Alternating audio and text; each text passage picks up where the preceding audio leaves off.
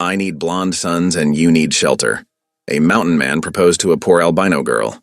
Snow is falling hard in the Colorado highlands.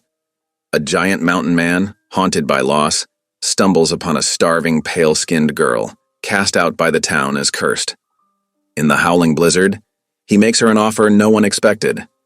I need blonde sons, and you need shelter. At first, it seems like salvation.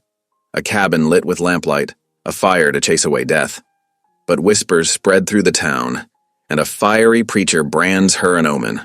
The railroad men circle like vultures, ready to take the land if this strange family doesn't hold together. What begins as a desperate bargain soon becomes something deeper, until sickness, jealousy, and betrayal threaten to tear it all apart. Can a man broken by grief and a girl despised for her looks defy the town, the preacher, and the railroad? Or will their fragile hope be crushed before spring arrives? Drop a comment below and share which part of the world you're tuning in from today. If you enjoy stories like this, don't forget to subscribe for more. Snow swirled through the darkening Colorado sky as Sam Crane led his mule through knee-deep drifts. The winter of 1878 had brought fierce storms to the highlands, and this one showed no sign of letting up. His breath came out in white puffs as he searched the sparse woodland for fallen branches. The day was fading fast, and he needed more firewood to keep his cabin warm through another bitter night. The mule's hooves crunched in the crusty snow as they made their way between the towering pines.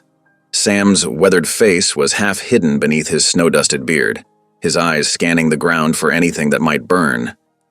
The leather of his coat creaked with each movement, stiff from the cold. A sound caught his ear, faint and foreign against the howling wind. He stopped, head cocked. There it came again, a weak cry, barely carrying over the storm. Sam hesitated. He wasn't one to go chasing after strange noises, but something in that sound spoke of desperate need. He turned toward the sound, leading his reluctant mule through the deepening snow. The cry led him toward the abandoned Morning Star mine, its weather-beaten buildings standing like dark ghosts against the white landscape. Most folks had cleared out months ago when the silver ran dry, leaving the camp to slowly rot away. The sound was clearer now, coming from one of the smaller shacks. Sam approached cautiously, his boots crunching in the snow. Through gaps in the warped boards, he caught a glimpse of movement inside. "Hello?" he called out gruffly. "Someone in there?" A weak whimper answered him.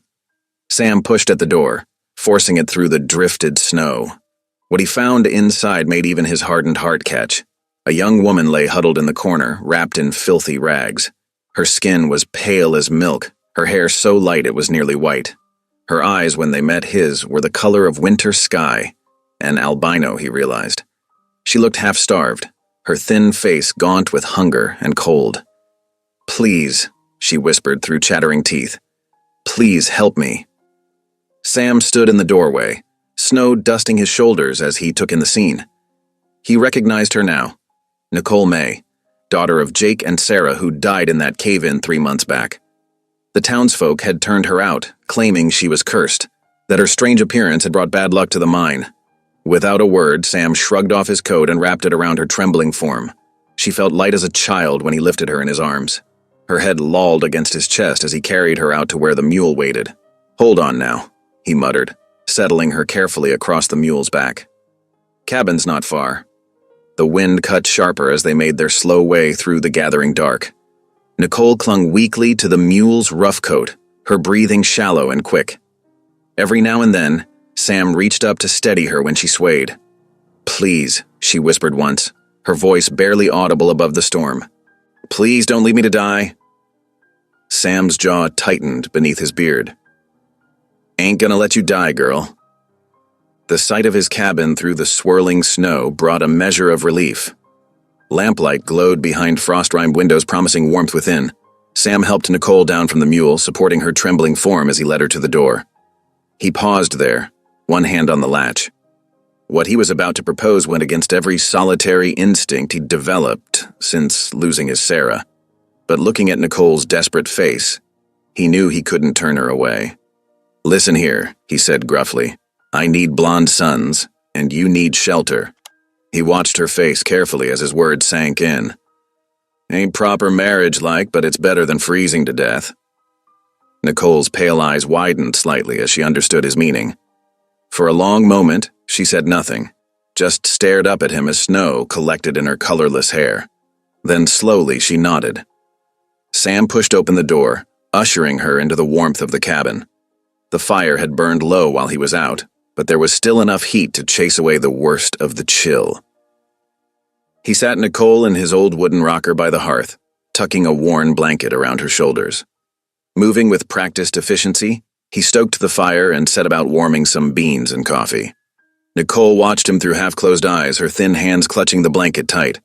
The wind howled outside, rattling the window panes, but inside the cabin was quiet, save for the pop and crackle of the fire. Sam filled a tin cup with hot coffee and pressed it into Nicole's trembling hands. "Drink," he ordered.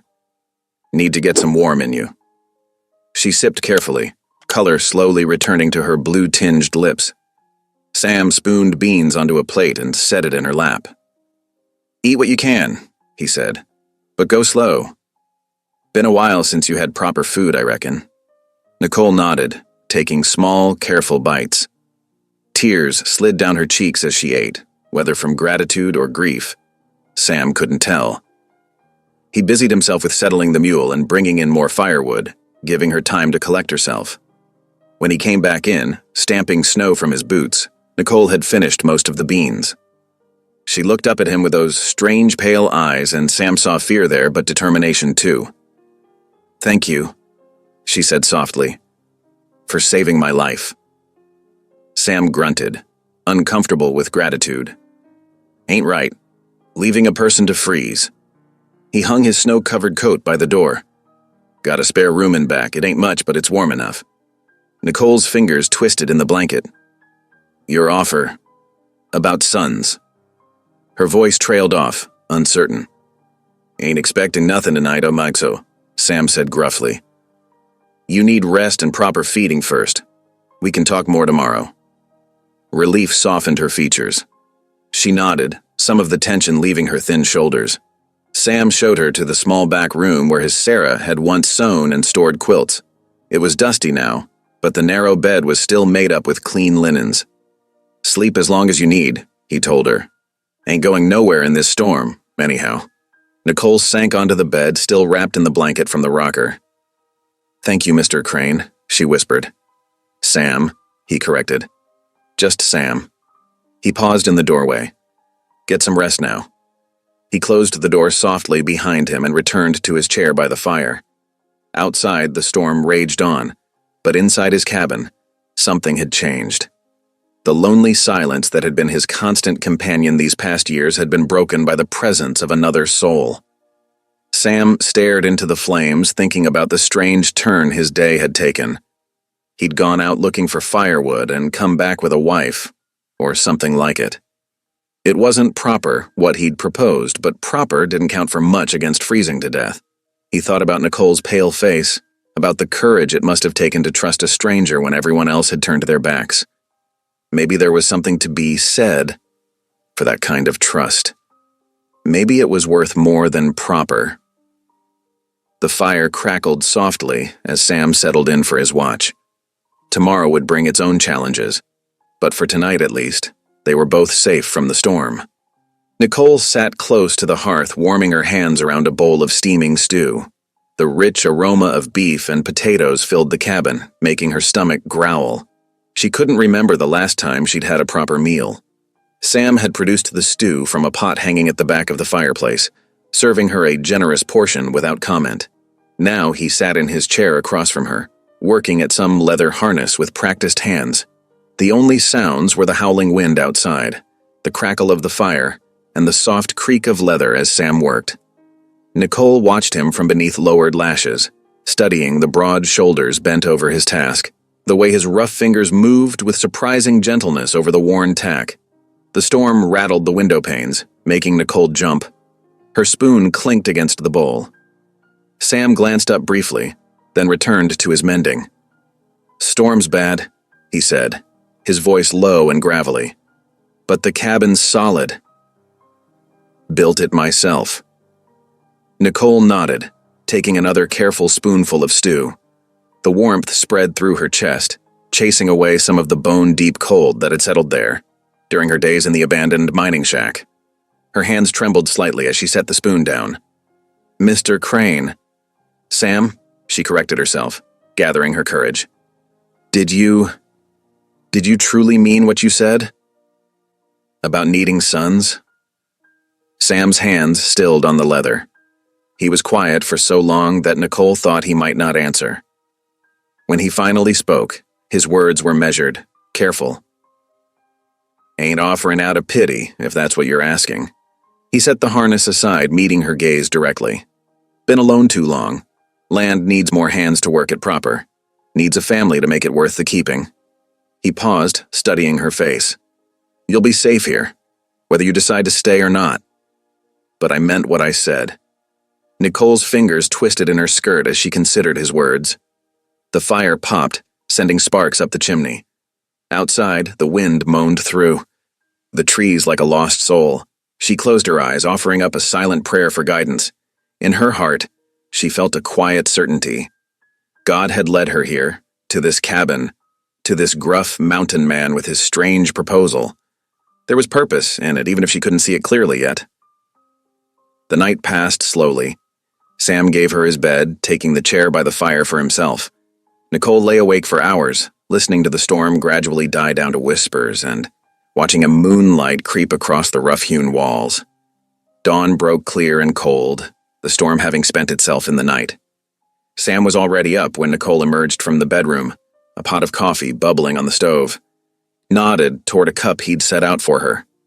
"Thought I'd show you around now the weather's cleared," he said as she sipped the strong brew. "Need to know what you're considering, if you're to stay." Nicole followed him outside, wrapping herself in the shawl he'd found for her. The world was transformed, buried under feet of fresh snow that sparkled in the morning light. Her breath frosted in the air as Sam led her across the yard to a small stone building. "Spring house," he explained, pushing open the heavy door. "Never runs dry, even in summer. Good cold storage, too." The interior was cool and dim, with shelves holding crocks of preserved food and a channel of clear water running through the center. From there, they walked to the lean-to barn where 2 horses and a milk cow dozed in their stalls. Chickens pecked at feed scattered in the yard, and she spotted a pig pen around back. Everything was simple but well-maintained, speaking of Sam's careful stewardship. Nicole stood in the yard, taking it all in. Smoke curled from the cabin's chimney against the brilliant blue sky. The small homestead wasn't much compared to some, but it was solid, productive. More than that, it represented something she'd never dared hope for, a chance at life, at belonging somewhere. The sound of horses approaching made her turn. A group of riders was passing on the trail that ran past Sam's property. Nicole recognized them as townsfolk, the general store owner and his wife, the blacksmith's son. They reined in when they spotted her, staring openly at her pale form standing in Sam's dooryard. Sam stepped up beside her, his presence large and solid. The riders moved on without speaking, but Nicole could see the looks they exchanged. By nightfall, she knew. Word would be all over the settlement about the giant widower taking in the ghost girl. The day passed in a blur of small discoveries as Sam showed her around the cabin, where he kept the flour and sugar, how to work the temperamental stove, which floorboards creaked. He wasn't much for talking, but his instructions were clear and patient. As they sat down to supper, more of the beef stew with cornbread Sam had baked while she was exploring the cabin, Nicole finally voiced the worry that had been growing all day. "What will people think? About me being here?" Sam looked up from his plate, his expression unreadable in the lamplight. "They've thought worse of me before," he said flatly. The simple statement carried weight, hinting at stories Nicole didn't know yet. But there was also a strange comfort in it. Sam clearly didn't care what anyone thought, and his certainty helped steady her own nerves. Still, as she helped him clear the dishes, Nicole felt an odd mixture of relief and dread settling in her stomach.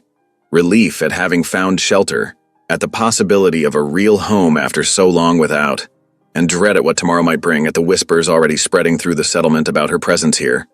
Sam seemed to sense her unease. As she dried the last plate, he spoke without looking at her. "Ain't got to decide nothing tonight." Take your time. Think it through proper. Nicole nodded, grateful for his understanding. The cabin was warm, the wind outside no longer seeming so threatening. Whatever came next, she knew she'd made the right choice in staying, at least for now. She could feel God's hand in this strange turn of events.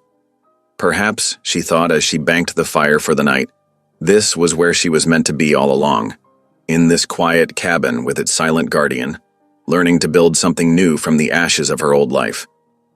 Morning light streamed through the frost-edged windows as Sam pulled on his heavy coat. Nicole stood by the stove, carefully stirring a pot of porridge she'd made for breakfast. The routine felt strangely comfortable already, despite having been here only one night.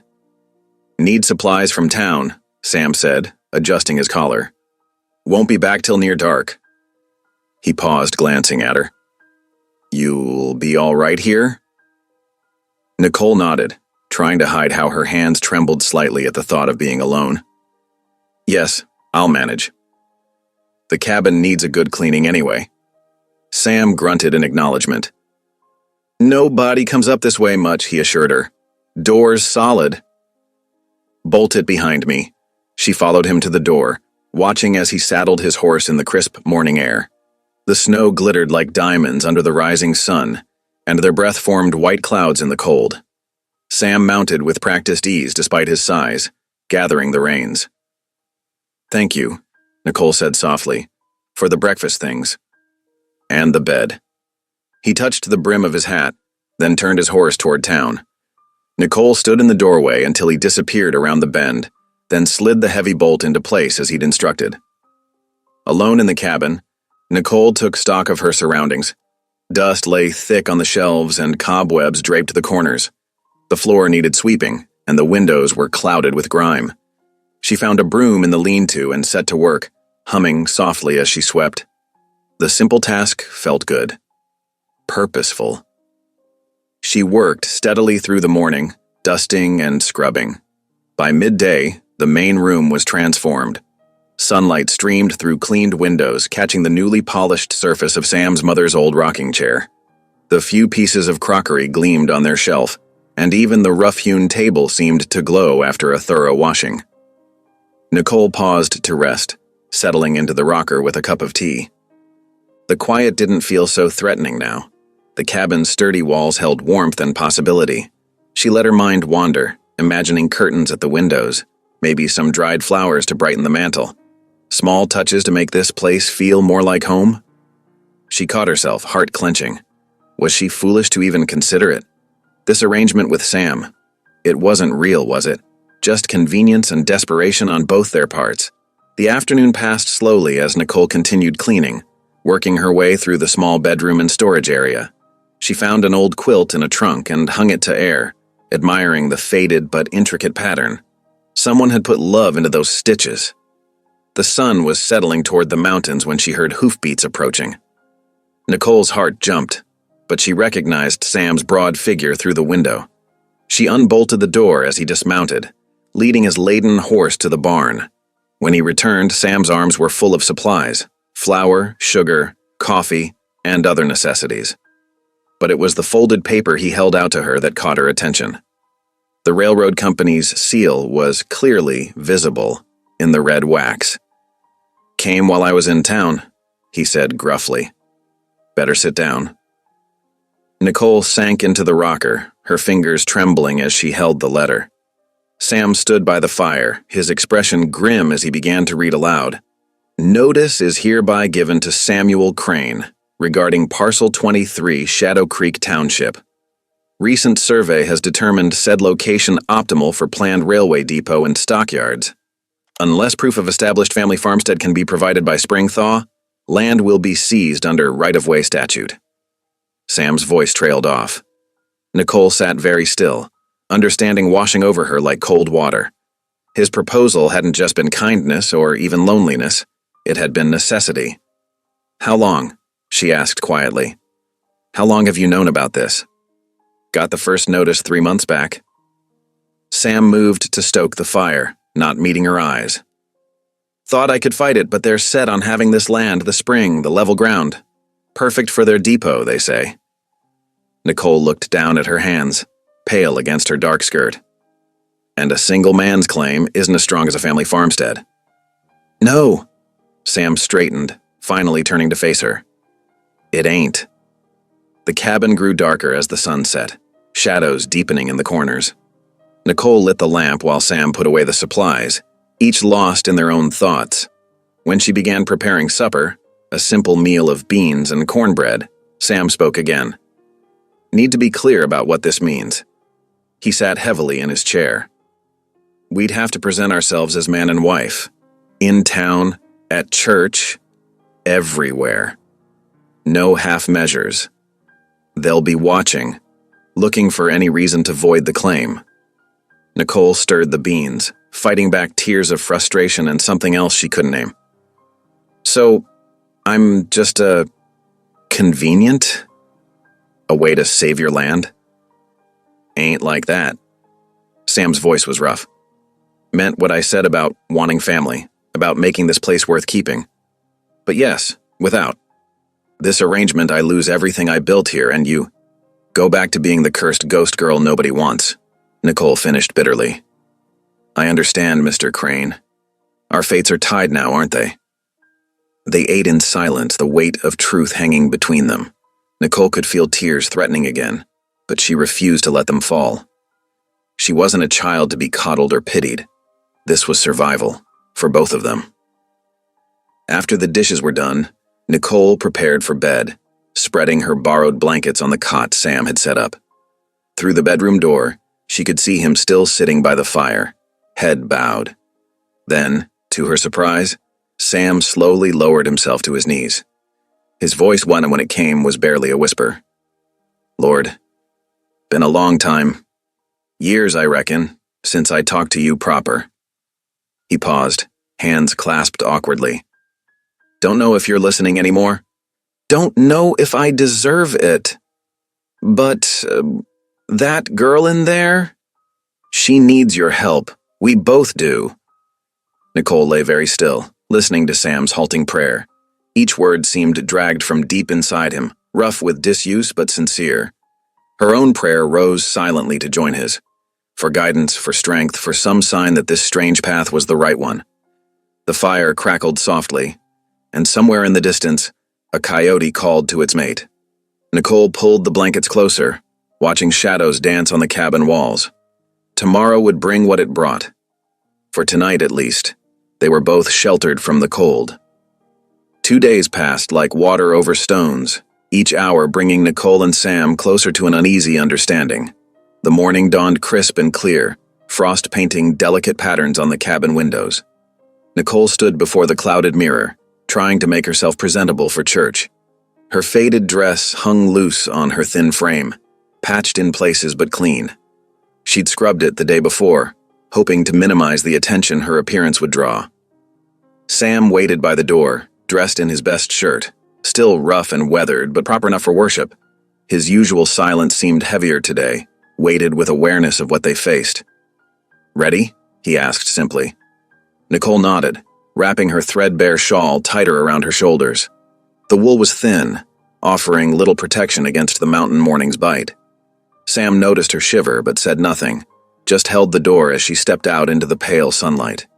They walked together down the main street of Shadow Creek, Sam's broad frame naturally positioning itself between Nicole and the curious stares from shop windows. His presence felt like a shield, solid and dependable. Nicole kept her eyes forward, but she could hear the whispers rising in their wake. That's her, the cursed one. Poor Thomas May's girl. What's Sam Crane thinking taking in such as her? The words stung, but Nicole lifted her chin. Let them talk. She was alive, wasn't she? God had seen fit to spare her when the mine collapsed, taking her parents. There had to be purpose in that survival. The church stood at the end of the street, its white-painted boards gleaming in the morning light.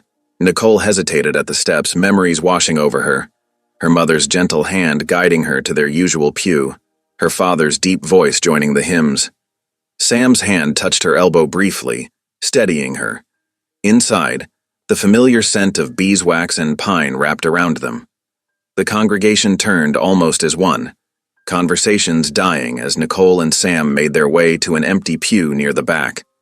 Nicole felt the weight of every stare, heard the rustle of skirts as women drew away. Her pale skin seemed to glow in the shadows, marking her as different, other. Reverend Matthews stood at the pulpit, his lined face tightening at the sight of them. He had once courted Nicole's mother, years ago, before she chose Thomas May instead. That old pain still lingered in his eyes whenever he looked at Nicole, mixed now with something darker, fear, perhaps, or suspicion. The service began as always with familiar hymns and prayers. Nicole let the words wash over her, finding comfort in their rhythm.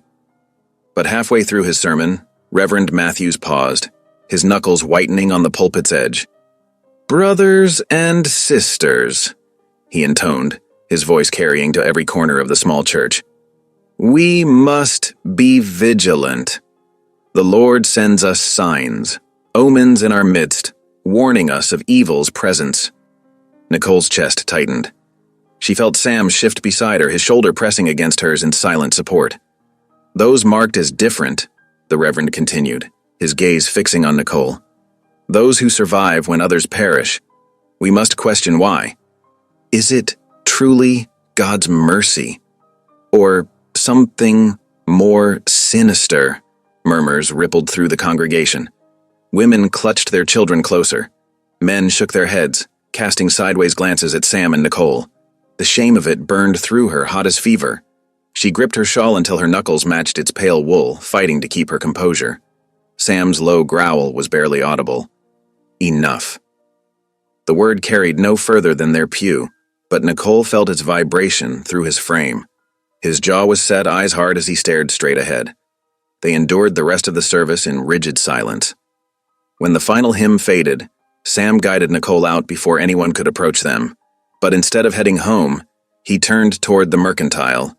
Nicole looked up at him questioningly. "Need supplies," he said shortly. "And you need proper clothes." The bell above the door chimed as they entered. Mr. Peterson, the shopkeeper, straightened behind his counter. His wife emerged from the back room, then quickly disappeared again at the sight of them. "Sam," Peterson nodded cautiously. "What can I get you?" "Cloth," Sam said, moving to the fabric bolts. "Something sturdy, suitable for a dress." Nicole touched the nearest bolt of fabric, simple brown cotton, serviceable and plain. "Mr. Crane, you don't have to. Won't have you mocked in rags," he cut her off, voice gruff but gentle. "Choose what you need." With trembling fingers, Nicole selected enough fabric for a basic dress. Sam added buttons, thread, and other necessities to their order. He paid without complaint, though Nicole saw him wince slightly at the final tally. The cost of dignity, it seemed, was not small. They left town as they'd arrived, Sam's presence deflecting the worst of the stares. He helped Nicole into the wagon, handling her as carefully as he might a bird with broken wings. The ride home was quiet, wheels creaking through fresh-fallen snow. "I'm sorry," Nicole whispered finally, clutching the wrapped package of fabric. "I fear I'll ruin you.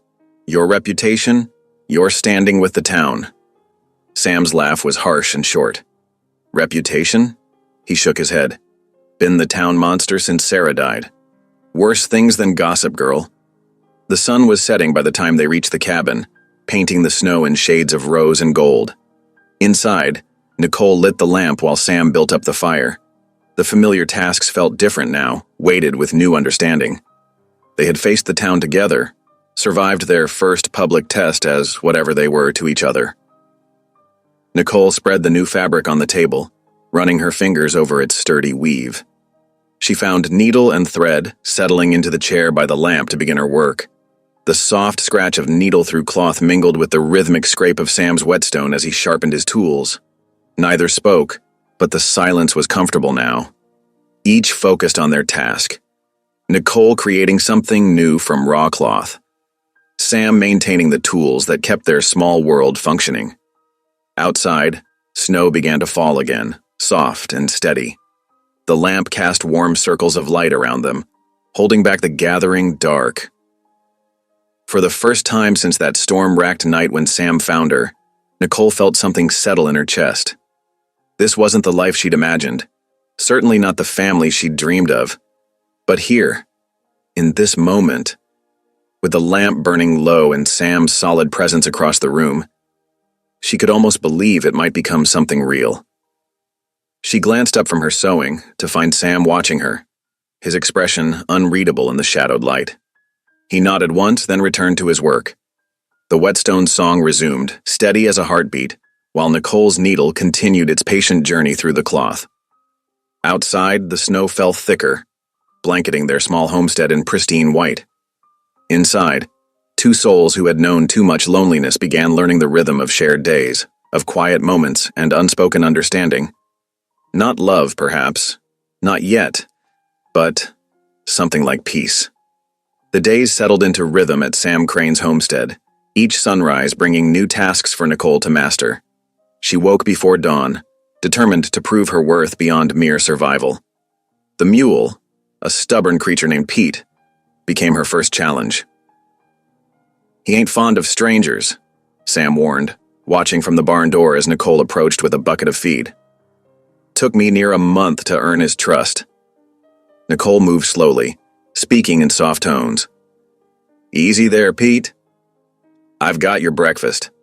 The mule's ears flicked forward, nostrils flaring at the scent of oats. He stayed still as she poured the feed, then nickered softly when she dared to pat his neck. Sam's eyebrows rose. "Well now, reckon you've got away with him." Pride warmed Nicole's chest. It was a small victory, but each one mattered. She learned to sweep the barn clean, working around Pete's suspicious stares until he accepted her presence as natural as sunrise. In the cabin, Nicole discovered the art of frontier cooking. Her first attempts at biscuits came out hard as rocks, but Sam ate them without complaint. She studied the way he built fires, learning how different woods burned: pine for quick heat, oak for lasting coals. Soon she could keep the hearth burning steady all day, timing meals to Sam's return from working the land. One crisp morning, Sam paused while pulling on his boots. "Might show you something useful today," he said, motioning her to follow him to his workbench. Tools lay scattered across the scarred wood: awls, punches, and lengths of worn harness leather. "Tack needs mending regular," he explained, demonstrating how to punch clean holes and stitch the leather pieces together. "Strong seams keep a rider safe." Nicole watched intently as his big hands worked with surprising delicacy. When he handed her the awl, she tried to mirror his movements. The leather was stubborn, but she refused to give up until her stitches ran straight and true. "Not bad," Sam nodded, examining her work. "You've got patient hands?" They worked side by side, the quiet broken only by the creak of leather and the soft thud of tools. Nicole found peace in the repetitive task, in knowing each stitch made something stronger. Later that day, Sam taught her to stack firewood properly: log ends facing out, pieces crossed for stability. "Winter's long up here," he said, adjusting her technique. "Good woodpile means survival." The work was hard, but Nicole welcomed the ache in her muscles. Each skill mastered was another reason to keep her here, another thread binding her to this place. One evening, as darkness gathered early, Nicole lifted a heavy kettle from the fire. The handle shifted unexpectedly and scalding water splashed across her hand. She bit back a cry, but Sam heard her sharp intake of breath. He was beside her in 2 strides, taking the kettle and setting it aside. Without a word, he guided her to sit at the table. Nicole cradled her burned hand, fighting tears as the pain pulsed through her palm. "Let me see," Sam said, his gruff voice gentler than she'd ever heard it. His calloused fingers were surprisingly tender as he examined the angry red skin. He moved to the shelf where he kept medical supplies, returning with a clean cloth and a jar of salve. "Sarah taught me about burns," he said quietly, carefully wrapping her hand. "She was always patching up strays and helping folks who got hurt." Nicole held still, touched by this glimpse of his lost wife. "She sounds kind." She was. Sam's hands stilled for a moment. Too kind for this hard country. Maybe. When he finished binding her hand, neither moved away immediately. The moment stretched between them, full of unspoken understanding. At week's end, a visitor arrived, a Ute woman named Anaba, wrapped in a wool blanket against the mountain chill. Sam greeted her with respect, speaking a few halting words in her language. Anaba trades good medicine, he explained to Nicole. Knows more about healing than any doctor in town. The Ute woman's dark eyes studied Nicole with quiet intensity. You are the pale one they speak of, she said in careful English. The one they fear without reason. Nicole nodded, warming to Anaba's direct manner. They sat together by the fire while Sam measured out flour for trade. Anaba opened her medicine bundle, showing Nicole different herbs and explaining their uses. This stops bleeding, she said, holding up dried yarrow. It makes sleep come when pain is strong. Her weathered hands moved with certainty, sorting leaves and roots with practiced care. Nicole leaned forward, fascinated. Could you teach me more about the plants and their healing? Anaba's face softened. You wish to learn our ways? I wish to be useful, Nicole admitted, to help others instead of being helped. The older woman nodded slowly. Then I will teach you. Knowledge should flow like water between people, not be dammed up by fear. They talked until the sunset, Anaba sharing stories of gathering medicine in different seasons, of learning wisdom from her mother and grandmother. When she finally wrapped her bundle to leave, she pressed a small packet of herbs into Nicole's hand. For your burn, she said, having noticed Nicole's bandaged palm. We will speak more when I return. After Anaba left, Nicole and Sam sat quietly by the fire. The flames painted shadows on the walls as Nicole turned the packet of herbs over in her good hand. I want to learn everything she can teach me, she said softly. All my life, people have seen me as cursed, useless. But maybe, she trailed off, struggling to voice her hope. Maybe God had a purpose in making you different, Sam finished, surprising her. He stared into the fire, his profile carved in light and shadow. Been thinking on that myself. Nicole waited, sensing he had more to say. When Sarah died, he continued slowly. Felt like God had abandoned me. Couldn't see any purpose in it. Young woman dying, bringing life into the world. Baby. Following her. Hours. Later. His hands clenched on his knees. Turned my back on everything. Figured I'd live alone. Die alone. Then this storm blows you to my door. The fire popped and settled, sending sparks up the chimney. Outside, wind sighed through pine boughs. I'm scared, Sam admitted, voice rough. Scared of losing everything again. Land, hope, whatever this is becoming. He gestured vaguely between them. Easier being alone. Safer. Nicole's heart ached at the pain in his words. I'm scared too, she whispered. Scared I'll fail you, that I won't be strong enough or useful enough to help save your land. Their honesty hung in the air between them, as tangible as smoke. Then, Sam reached over and touched her bandaged hand, just for a moment. You're stronger than you know, he said. Seen it every day this week. Nicole blinked back tears, touched by his. Gruff praise. They sat together until the fire burned low, each lost in thought but somehow less alone than before. The cabin felt different now, warmed by more than just flames, warmed by growing trust, by secrets shared, by the first tender shoots of understanding taking root between two wounded souls. The morning sun painted golden squares on the cabin floor as Nicole straightened the rough-hewn benches one final time. Her hands trembled slightly as she arranged the precious slate and chalk pieces Sam had brought from town. The thought of children filling this space with their voices made her heart flutter with equal parts excitement and fear. You sure about this? Sam asked from the doorway, his broad shoulders blocking the light. He'd been hesitant when she first suggested the idea, worried about how the townspeople would react. Children need learning, Nicole replied softly, smoothing her clean apron. And I need to show I can be useful here. She didn't add what they both knew, that proving herself a contributing member of the household might help their case with the railroad. Sam nodded slowly. Reckon you're right about that. He paused, then added gruffly, "Just don't let them wear you down too much." The first wagon arrived shortly after, wheels crunching on frozen ground. Nicole's breath caught as she watched a mother help 3 small children down from the back. The woman's face was pinched with uncertainty, her grip tight on her youngest's shoulder. "Mrs. Tanner," Nicole greeted her, forcing steadiness into her voice. "Thank you for bringing them." The woman nodded stiffly. "Pastor says it ain't right, but John Peters' boy's been coming home speaking their letters proper since you started teaching them on the sly." She studied Nicole's pale features. "Long as there's no strange business." "Just reading and numbers," Nicole assured her. "And perhaps some Bible verses if you approve." More wagons arrived, bringing a total of 8 children between the ages of 6 and 12. They hung back at first, stealing glances at Nicole's white hair and pink eyes, but children's curiosity soon overcame their caution. "Miss May," a small girl whispered, tugging Nicole's skirt. "Is it true your hair glows in the dark?" Nicole knelt down, smiling. "No, sweet one. It just looks extra bright in the sunlight." She gestured to the benches. "Shall we learn about letters that can glow with stories?"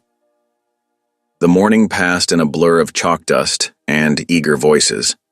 Nicole showed the younger ones how to form their letters in the sand tray she'd prepared, while the older children practiced reading from the few books Sam owned: a Bible, an almanac, and, surprisingly, a volume of Shakespeare's sonnets. Sam's heavy footsteps crossed the porch several times as he went about his chores, but he never interrupted. Once, Nicole caught him watching through the window, an unreadable expression on his weathered face. When parents returned to collect their children, Nicole's heart swelled as the little ones proudly demonstrated their learning. "Mama, look!" young Tommy Peters exclaimed, carefully printing his name in the sand. "Miss May showed me how—" Mrs. Tanner examined her daughter's slate, where simple sums were carefully worked. "Well," she said slowly, "I reckon some learning won't hurt." Her eyes met Nicole's, softening slightly. "Maybe they can come again next Sunday." Word spread through the settlement. By late afternoon, 3 more families had ridden out to inquire about lessons. Nicole's cheeks ached from smiling, but it was a good ache. The kind that came from joy rather than pain. As the sun began its descent, she tidied away the day's materials, humming softly. The cabin felt different now, as if the children's presence had chased away old shadows. Even the rough walls seemed to hold echoes of their laughter. Sam came in from the barn, stamping snow from his boots. "Quite a day," he observed, watching her stack the benches against the wall. "They're such bright children," Nicole said, unable to keep the enthusiasm from her voice. "Tommy Peters already knows his letters, and little Sarah Cooper has such a way with numbers." She stopped, suddenly self-conscious. "I'm sorry. You probably don't want to hear about all this." But Sam's face held something close to pride. "Like seeing you with purpose," he said quietly. "Suits you." Nicole ducked her head, pleased and flustered by his praise. To hide her emotion, she busied herself with supper preparations, setting beans to warm and mixing cornbread batter with practiced movements. The familiar routine settled her racing thoughts. As she worked, she reflected on how different this felt from her first awkward days in the cabin. Then every task had been a challenge, every moment filled with uncertainty. Now her hands moved with confidence, knowing just how much salt to add, exactly how hot the oven should be. When she placed the steaming bowls on the table, Sam took a deep breath of the savory aroma. His first spoonful was followed by a sound of satisfaction that made Nicole's heart leap. "Best meal I've had in years, massa," he declared, reaching for the cornbread. "You've got away in the kitchen now." "It's simple fare," Nicole demurred, though pleasure warmed her chest. "Simple's good," Sam replied. "Honest food, honest work, that's what makes a real home." The word home hung in the air between them. Nicole realized with sudden clarity that she did feel at home here. This cabin, with its worn floors and smoky hearth, had become more than just shelter. It was where she belonged. Their quiet meal was interrupted by hoofbeats in the yard. Sam rose, hand moving automatically to the rifle above the door, but it was only the evening mail carrier. Nicole watched as Sam read the letter. Seeing the moment, his shoulders stiffened. "Railroad?" she asked softly. He nodded, dropping the paper onto the table. "Inspector's coming." 2 weeks, maybe 3. His voice was flat. "Need to see a proper family establishment, they say." Nicole's hands twisted in her apron. Everything they'd built, her teaching, their growing comfort with each other, the gradual acceptance from townspeople, suddenly felt fragile as frost. "We'll be ready," she said, trying to sound more confident than she felt. "The children coming for lessons, that shows we're part of the community. And I can have the cabin looking fine as any proper house." Sam's weathered face was troubled. "Ain't right. Making you pretend." "I'm not pretending," Nicole interrupted, surprising them both with her firmness. "This is my home now. These children are my purpose." "And you?" She faltered, then pressed on. "You gave me a chance when no one else would. Let me help save your land." Their eyes met across the table, the lamplight casting soft shadows. Something shifted in Sam's expression. Respect, perhaps, or understanding. "Our land," he said finally. "If we're doing this, it's our land now." Nicole nodded, unable to speak past the tightness in her throat. She began clearing the dishes, her movements deliberate and steady. There would be much to do in the coming weeks, cleaning, organizing, preparing for scrutiny. But for now, she let herself savor this moment of belonging. As she worked, she could hear Sam in his chair by the fire, marking calculations in his ledger. The familiar scratch of his pencil, the crackle of the hearth, the lingering scent of cornbread. These simple things wrapped around her like a warm shawl. Whatever the railroad's inspector might bring, she was no longer the frightened girl Sam had found in the snow. She was a teacher, a homemaker, a woman with purpose, and she would fight for this life they were building, one lesson, one meal, one day at a time. The evening settled around them like a soft blanket, full of unspoken understanding and shared resolve. Tomorrow would bring new challenges, but tonight, in this quiet moment, they were simply two people who had found something worth protecting. The March morning dawned bright and clear, winter's grip finally loosening its hold on the Colorado highlands. Patches of bare earth showed through melting snow, and the air carried hints of spring's promise. Nicole wrapped her shawl tightly around her shoulders as she watched Anaba approach the cabin, the Ute widow's steady stride familiar now after weeks of friendship. "The earth wakes," Anaba said by way of greeting, gesturing to the emerging ground. "Good time for gathering medicine." Nicole nodded eagerly. She had been waiting for this day when the snow would retreat enough to reveal the healing plants Anaba had described during her winter visits. Sam was already out with his mule team, hauling timber from the high slopes, and had given his gruff approval for Nicole to learn what he called women's wisdom. Anaba led the way along the southern slopes where snow melted first. Her movements were purposeful, each step placed with care as she searched the ground. "Here," she said, kneeling beside a cluster of small green shoots. "Early spring medicine. Good for chest sickness." Nicole knelt beside her, watching intently as Anaba demonstrated how to gather the tender leaves without damaging the roots. Her pale hands mimicked the older woman's movements, careful and reverent. "The land gives what we need," Anaba explained, her English clear but flavored, with the rhythms of her native tongue. "We must give thanks, take only what is needed." They worked their way along the hillside, Anaba teaching Nicole to identify different plants and their uses. Some were for tea to ease breathing, others to be crushed into poultices for wounds or aches. Each plant had its story, its purpose, its proper way of gathering. "Your hands are gentle," Anaba observed as Nicole carefully wrapped their gathered herbs in the clean cloth. "Good for healing work." Nicole felt warmth spread through her chest at the praise. Here was something she could do, something useful that didn't depend on her unusual appearance. "Will you teach me how to prepare them?" she asked. Anaba's dark eyes crinkled with approval. "Yes, come, we will make medicine." They returned to the cabin as the sun climbed higher. In the kitchen, Anaba showed Nicole how to dry some herbs, and brew others into strong-smelling teas. The cabin filled with the sharp green scent of healing plants as they worked.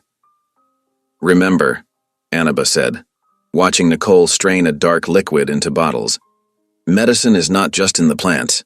It is in the caring hands, the good heart. You have both." From outside came the familiar sound of Sam's mule team approaching.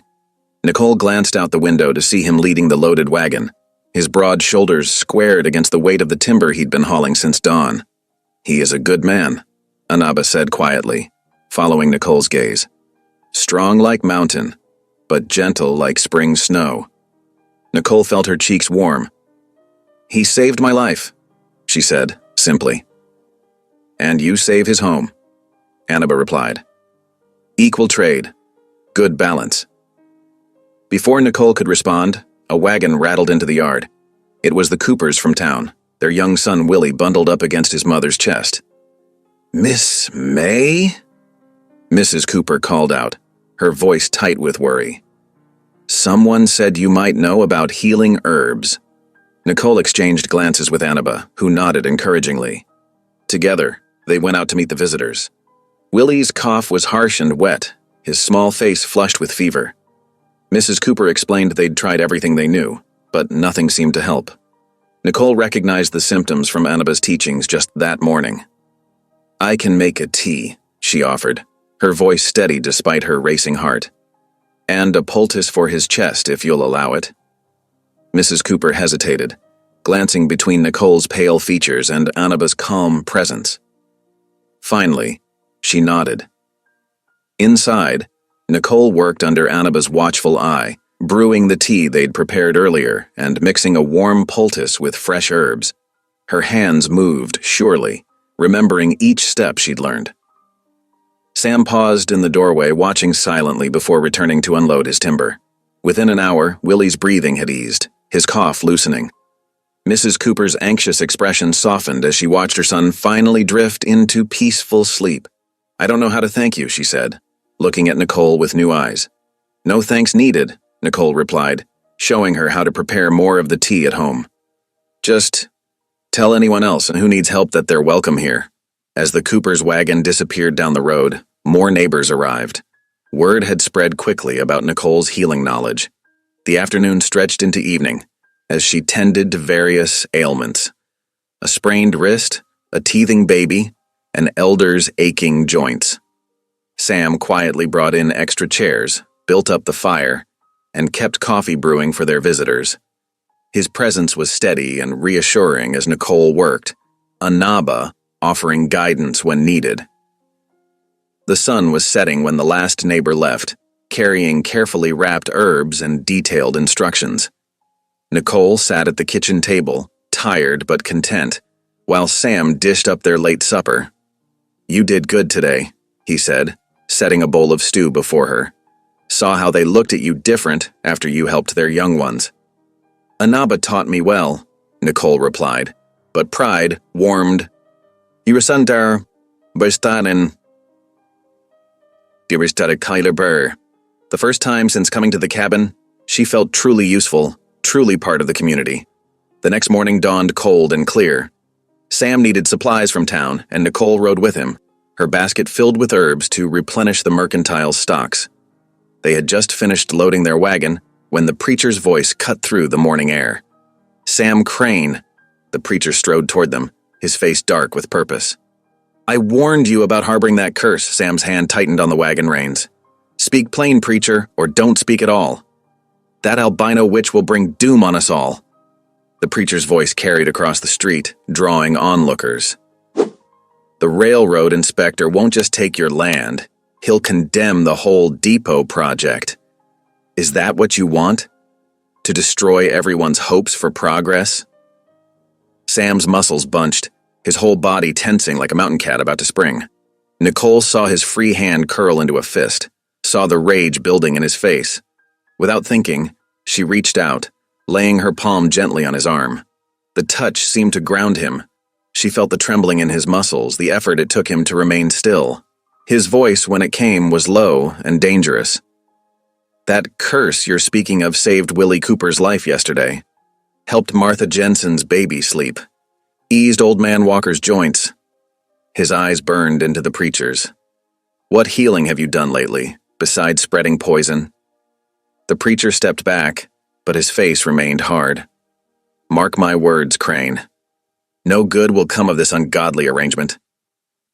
Sam's arm flexed under Nicole's hand, but he didn't move. The preacher turned and stalked away, leaving whispers in his wake. Some faces in the crowd showed sympathy, others fear, but Nicole noticed a few women clutching herb packets to their chests standing their ground. The ride home was tense and quiet. The wagon wheels creaked through patches of melting snow, and the early spring wind carried a bite of winter's farewell. Finally, as they crested the last hill before the cabin, Sam spoke. I won't let them take this place. His voice was rough with emotion.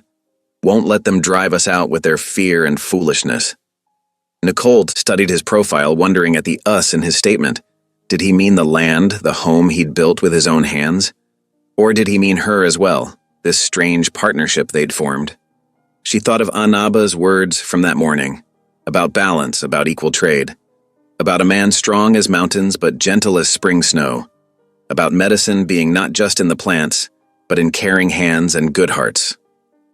The cabin came into view, smoke rising straight and true from the chimney.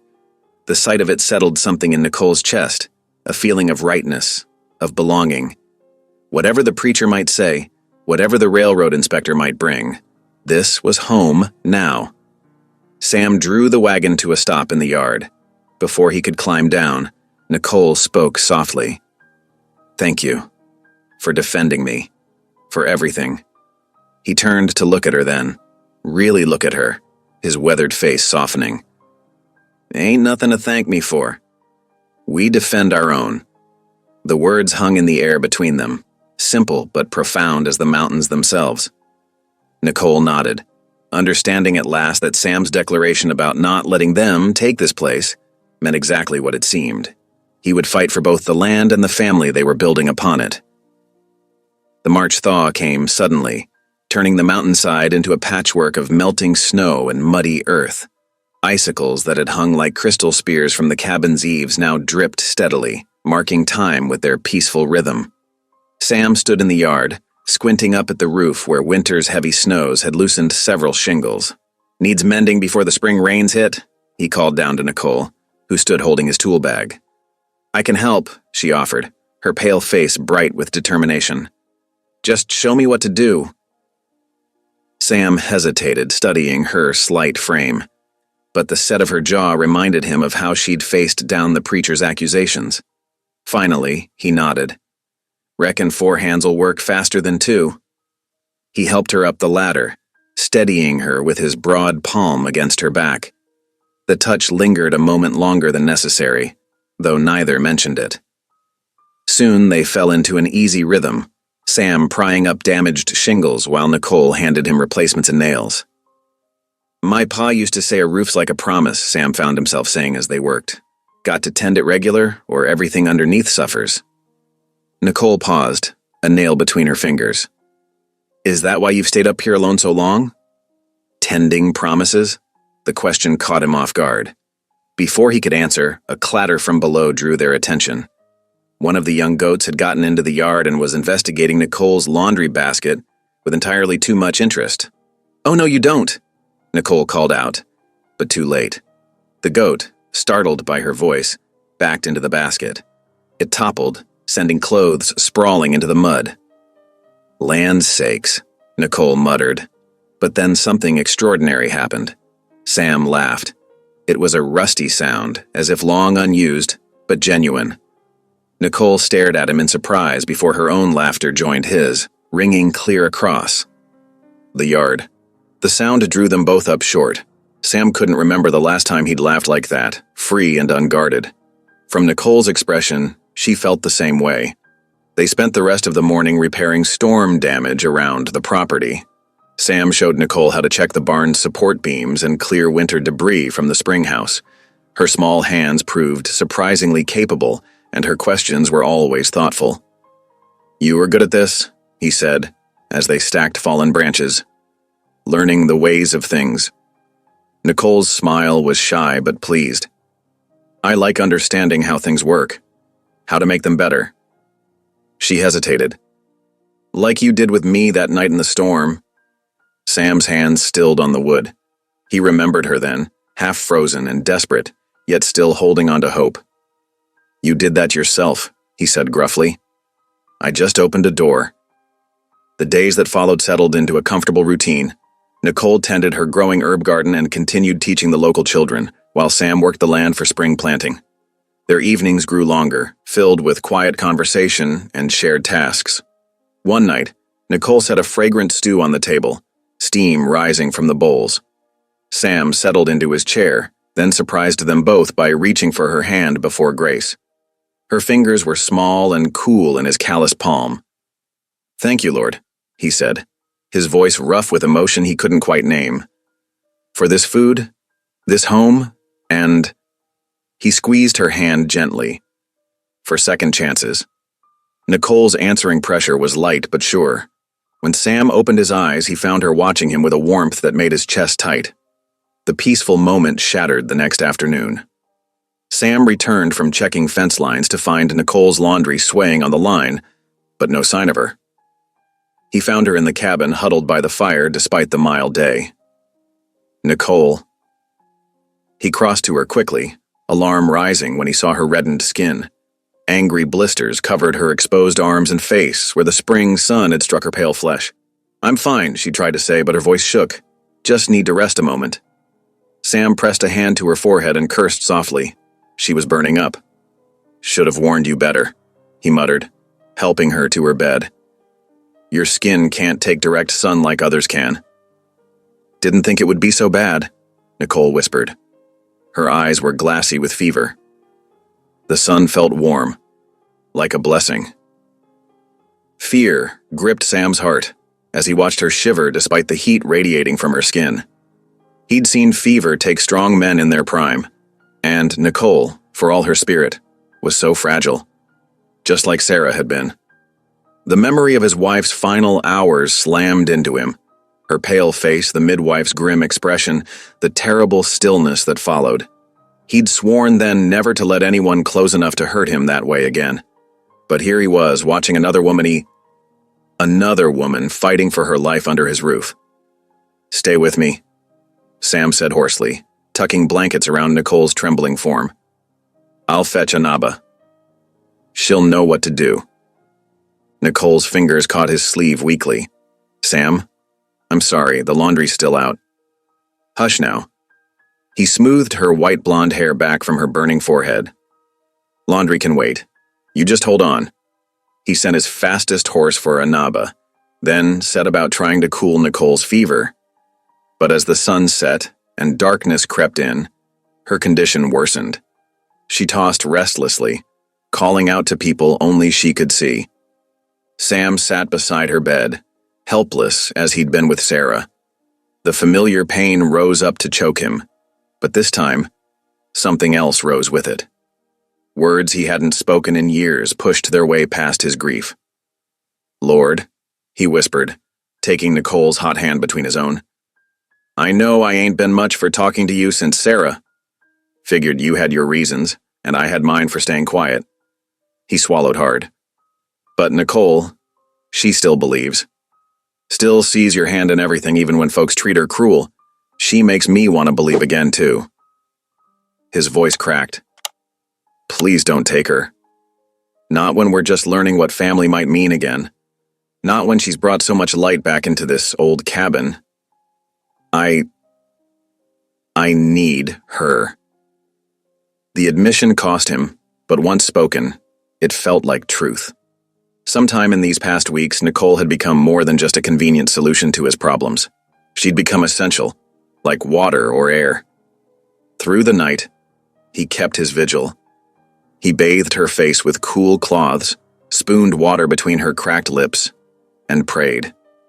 Every labored breath she took seemed to echo Sarah's last moments, but Sam forced himself to stay present, to focus on Nicole's living face rather than his wife's memory. You're stronger than you look, he told her unconscious form.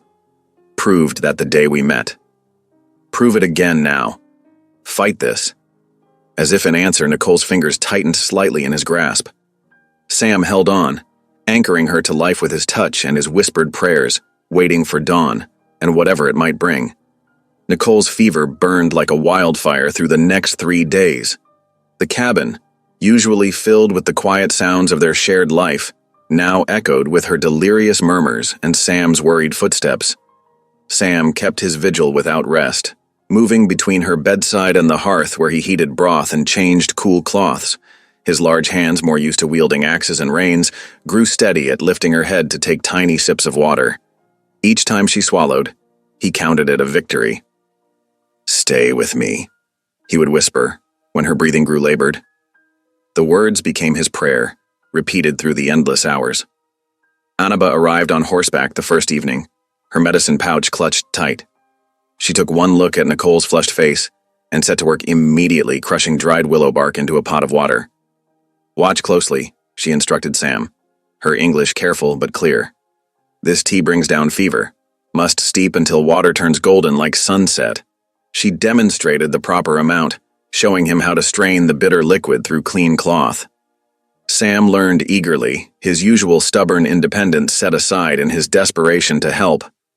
Nicole, how often should she drink it? Every few hours while sun crosses sky. Annaba placed a gnarled hand on Nicole's forehead. She burns bright, but her spirit is strong. Like young tree that bends in storm but does not break. Together they worked through that first night, Annaba teaching Sam the healing ways her people had practiced for generations. She showed him how to make poultices for Nicole's blistered skin, mixing herbs with cool spring water. "These marks from sun?" Annaba asked, gently applying the medicine. Sam nodded, guilt heavy in his voice. Should have known better. Should have protected her. Annaba's dark eyes held wisdom earned through her own losses. Can't protect from everything. Can only help heal after hurt comes. When she left the next morning, she pressed a bundle of dried herbs into Sam's hands. For tea.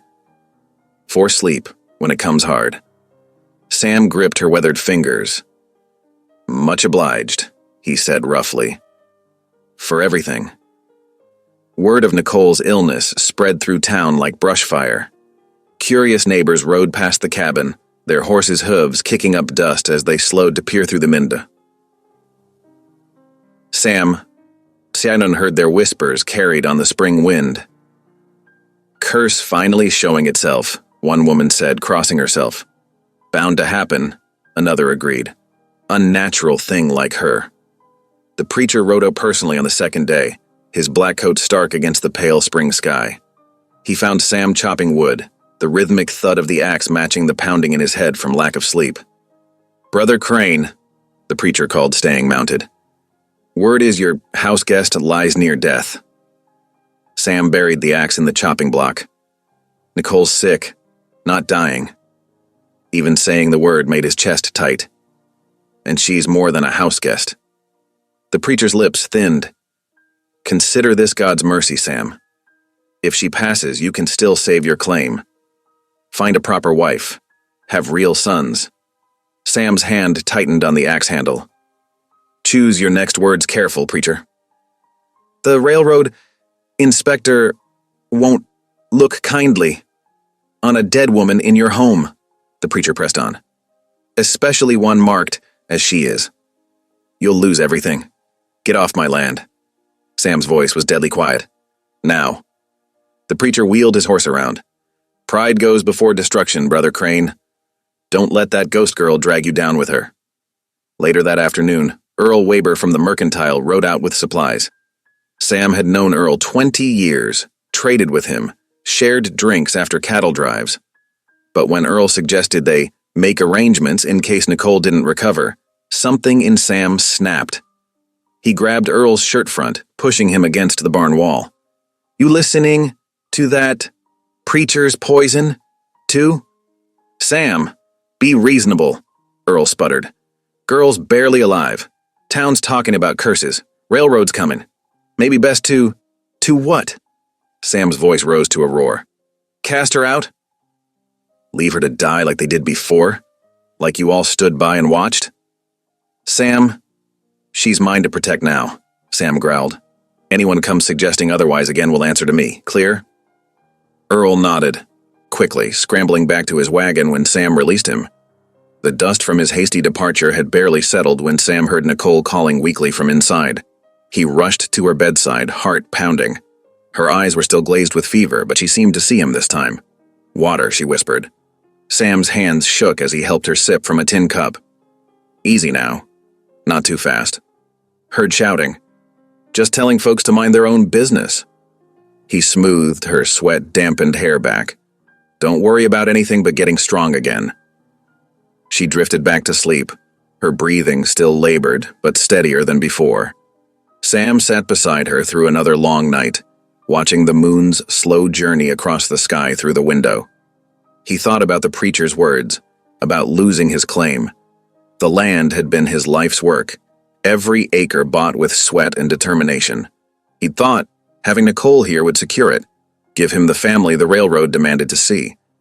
But somewhere in these past weeks, the land had become secondary to the quiet joy of sharing meals across his table, to the sound of children's voices learning letters in his front room, to Nicole's gentle presence making his house a home again. Dawn crept in on the fourth day, painting the cabin walls gold. Sam had dozed off in his chair when a soft touch on his arm startled him awake. Nicole's eyes were clear, her fever finally broken. She looked fragile as spun glass against the pillows, but alive. Blessedly, wonderfully alive. "Sam?" Her voice was barely a whisper. "How long?" "3 days." His own voice cracked. "Thought I was losing you." "I heard you," she said. "Praying. Talking to me." The emotion Sam had been holding back for days overwhelmed him. He slid from his chair to his knees beside her bed, taking her thin hand in his. "Thought I needed this place," he said hoarsely. "Thought I needed sons to prove something to the railroad, to myself. But I was wrong." He pressed his forehead to their joined hands. "I need you, Nicole. More than land or sons or anything else. Don't know when it happened, but there it is." Tears slipped down Nicole's pale cheeks. "I need you too," she whispered. "Have since you found me in that storm. Not just for a shelter or safety, for you." Sam felt wetness on his own face as years of locked-away feelings broke free. "When Sarah died, thought I'd never let myself care for anyone again. Too risky, too painful." He lifted his head to meet her eyes. "But you slipped past all my walls, made me remember what it means to have family." Nicole's free hand touched his cheek. "We can be each other's family now, for real, not just for the railroad's sake." Sam turned his face into her palm, let himself feel the comfort of her touch. Outside, morning birds began their songs, welcoming another spring day. But inside the cabin, time seemed to pause as two lonely souls finally found their way home to each other. Spring crept into the Colorado Highlands like a shy child, hesitant and unsure. The pristine white snow transformed into patches of brown slush, and the earth exhaled its winter. Sleep in waves of mud and meltwater, the changing season brought fresh hope to the small cabin where Nicole May sat wrapped in a quilt by the window, watching new grass push through winter's remnants. 2 weeks had passed since her fever broke, and though weakness still lingered in her limbs, color had returned to her face. Not that she had ever possessed much color to begin with. Her pale features remained ethereal as ever. But there was a new strength in her bearing, a quiet determination that showed in the set of her shoulders. "Now, children," she said softly to the row of youngsters seated on rough-hewn benches before her. "Can anyone tell me how to spell spring?" Little Mary Weber's hand shot up, her braids bouncing with enthusiasm. "Spring. Very good." Nicole smiled, making a note on her slate. The afternoon sun streamed through the window, warming her back as she guided her students through their lessons. Outside, the rhythmic sound of Sam's hammer drifted in as he mended winter damage to the fence line. Every few minutes, his tall frame would pass by the window, and his eyes would find hers, checking. Since her illness, his protective instincts had only grown stronger. Nicole understood. She had heard him that night by her sickbed, his gruff voice breaking as he admitted how much she had come to mean to him. The memory still brought warmth to her chest, stronger than any fever. "Teacher?" Tommy Baker tugged at her sleeve. "Can we practice our numbers now?" "Of course." Nicole straightened in her chair, reaching for a fresh piece of chalk. "Let's see who can count to 20 today." The lesson continued, punctuated by children's eager voices and the distant sounds of Sam's work. It was peaceful, almost perfect, until the thunder of approaching hoofbeats shattered their routine. Nicole's heart jumped as a well-dressed man on a bay horse appeared in the yard. His smart suit and polished boots marked him as a city man, and the leather satchel at his side could only mean one thing. The railroad inspector had arrived. Sam materialized at the cabin door, wiping his hands on his trousers. "Afternoon," he called, his voice carefully neutral. The inspector dismounted, examining the homestead with keen eyes. "Samuel Crane? I'm Marcus Whitfield, Western Pacific Railroad Land Office." He consulted a paper from his satchel. "Hear about your claim verification." Nicole's throat went dry. This was the moment they had been preparing for. The inspection that would determine whether Sam kept his land or lost everything to the railroad's expansion. "Children," she said softly, "please continue with your sums while I speak with our visitor." She rose carefully, smoothing her simple dress. Sam had insisted on buying her 3 new ones after her illness, declaring she needed proper clothes for teaching.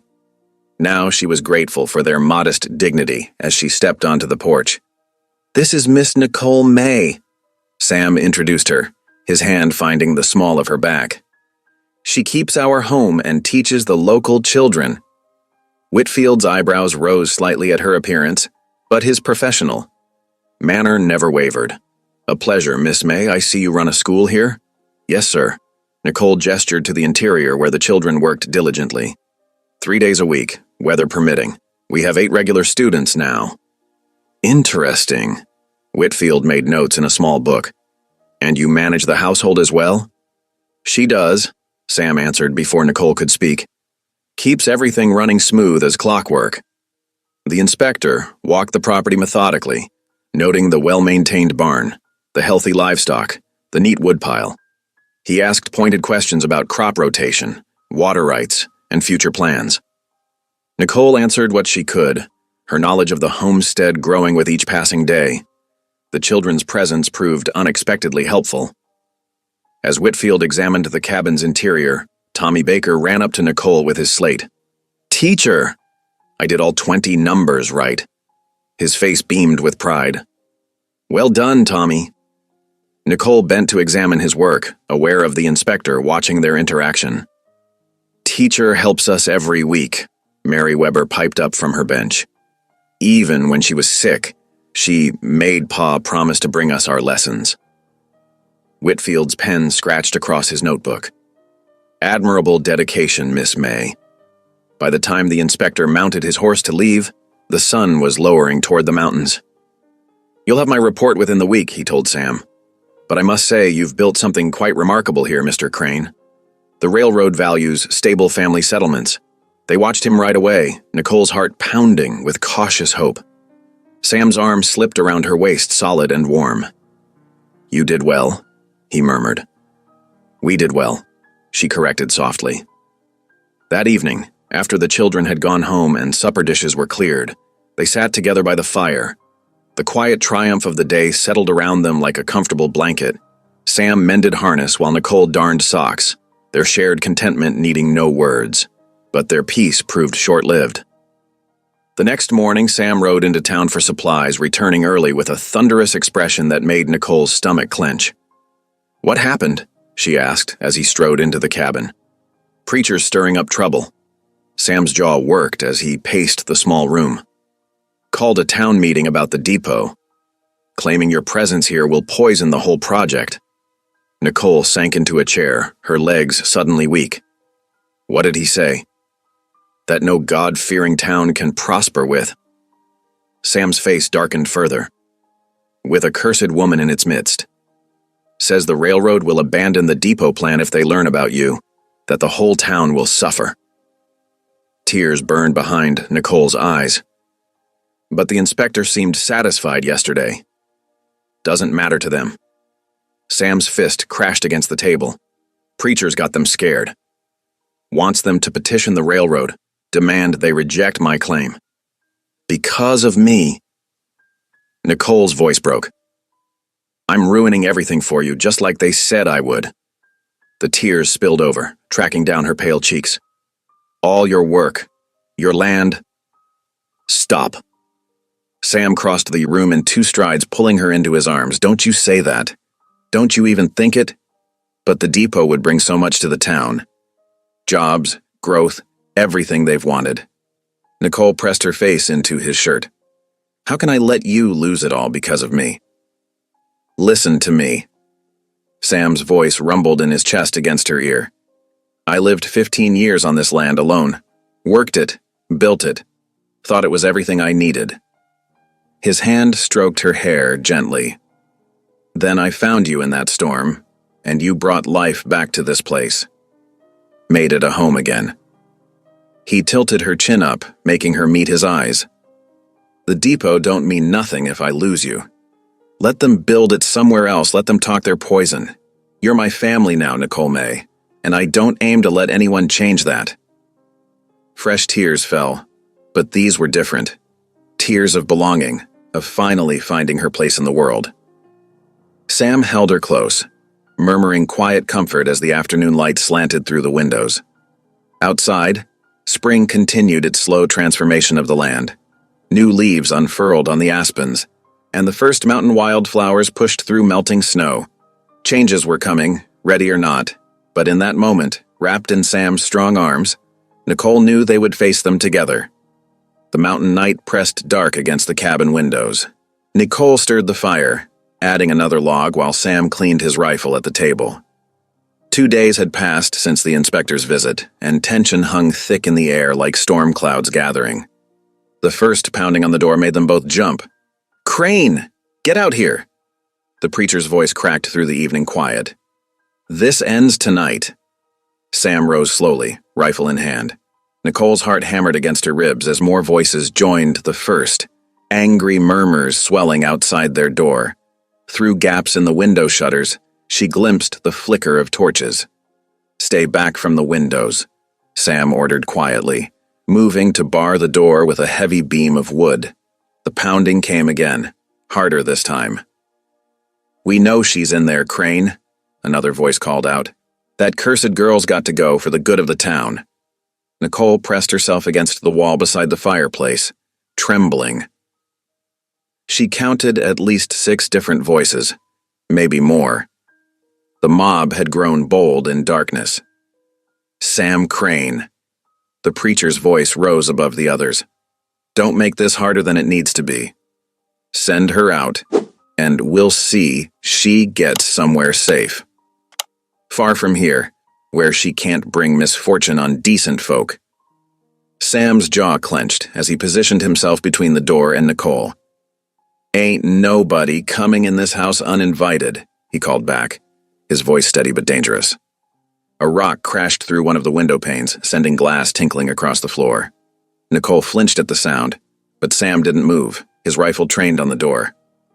Think about what you're risking, the preacher shouted. The depot could make this town prosper. Bring jobs, growth, civilization itself.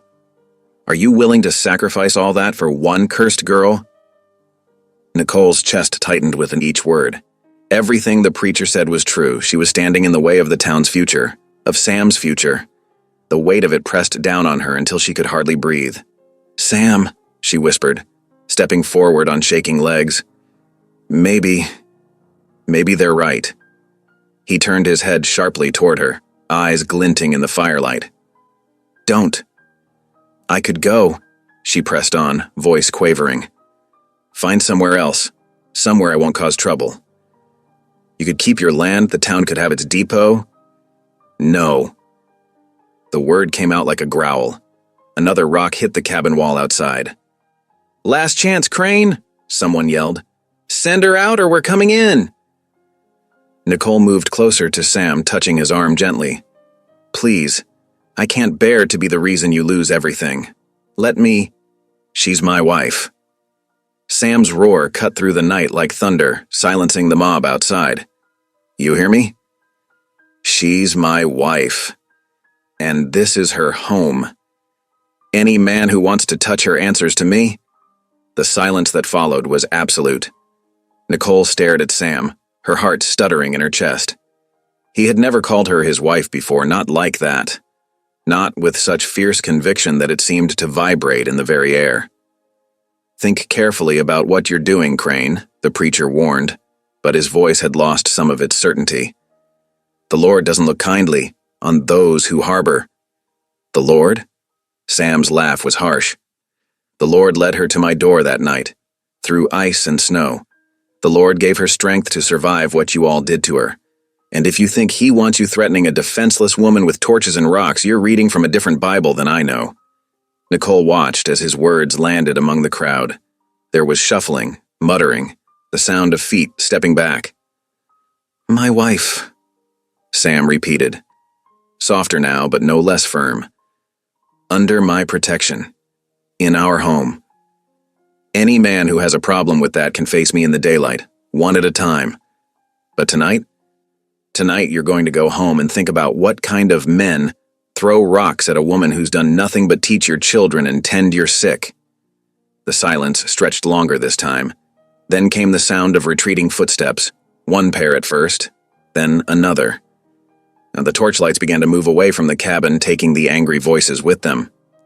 "This isn't over, Crane," the preacher called, but even his threat sounded hollow now. "Yes," Sam answered quietly. "It is." They stood motionless until the last footsteps faded into the night.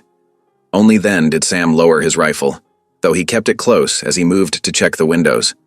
Nicole hadn't realized she was shaking until her legs nearly gave out. She sank into a chair by the cold supper they'd abandoned earlier. "You didn't have to do that," she whispered. Sam secured the last shutter before turning to face her.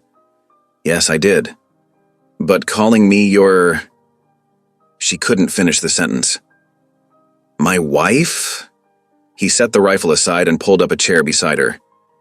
"Reckon it's time I admitted what's been true for a while now." Nicole stared at her hands in her lap, pale as moth wings in the firelight. "When?" "You found me. You said you needed blonde sons. I was a fool." Sam's voice was rough with emotion. "Thought I needed heirs, someone to pass the land to. Thought that's what made a family." He reached over and took one of her trembling hands in his. "Took me too long to see what I really needed was someone who wasn't afraid of me. Someone who could look past what everyone else saw and make this place a home again." Tears spilled down Nicole's cheeks. "I was afraid tonight," she admitted. "Not of you. Never of you. But of ruining your life. Of being the reason you lost everything." "Nicole." Sam's fingers tightened around hers. "Look at me." She raised her eyes to his face, seeing there a softness she'd never expected to find when she first met the gruff mountain man. "You are everything," he said simply. "The land, the depot, none of it matters without you. When you were sick with fever, I realized I can't lose another wife. Won't survive it this time." A small sound escaped Nicole's throat, somewhere between a laugh and a sob. "Another wife? Are you asking me proper this time? For the first time in years, perhaps the first time since his first wife died?" Sam smiled. It transformed his whole face, softening the hard lines and lighting his eyes with warmth. "Reckon I am. Though I seem to have announced it to half the town already." Nicole laughed through her tears. "Not exactly how I imagined being proposed to." "No?" Sam's thumb traced gentle circles on her palm. "How did you imagine it?" "Well, there were fewer angry mobs with torches in my dreams." She wiped her eyes with her free hand. "And perhaps a proper church ceremony, though I suppose that's out of the question now." "We'll have whatever kind of ceremony you want," Sam promised. "Even if we have to ride to the next town to find a preacher who'll do it." His expression grew serious. "But first I need to know, will you? Be my wife in truth, not just in name?" Nicole looked around the cabin, at the clean-swept hearth where she cooked their meals, the corner where she taught the children, the chair where she sat to mend and sew in the evenings, everything that had become home to her over these months. "Yes," she whispered, then stronger. "Yes, I will." Sam's smile returned, brighter than before. He lifted her hand to his lips and pressed a kiss to her knuckles, sending warmth spreading through her entire body. They sat together in comfortable silence for a while, listening to the pop and crackle of the fire.